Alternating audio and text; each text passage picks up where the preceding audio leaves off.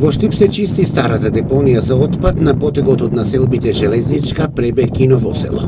Градоначалникот на Штип, Благој Бочварски, кој денеска беше на терен, вели дека се уште постојат граѓани кои што го загадуваат овој простор, односно фрлаат отпад, а овој дел се користи од рекреативци.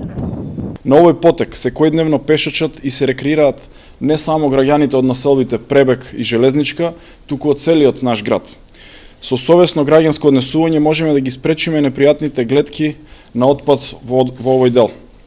Чистење на старата депонија треба да се прави редовно, но заради немарната работа на претходната власт, оваа локација не беше чистена подолг временски период.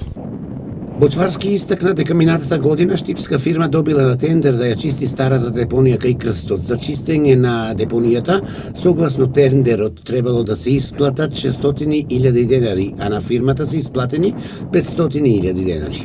За чистење на оваа локација секогаш се распишува тендер, но и покрај тоа што тендери биле распишувани, средствата биле исплатени, но работата на терен не била извршувана. Општина Штип на самиот почеток од оваа година ја чисти оваа локација со цел повторно да може да се навлекува земја и да се одржува чиста и здрава животна средина, што е во интерес на сите нас и на сите наши сограѓани.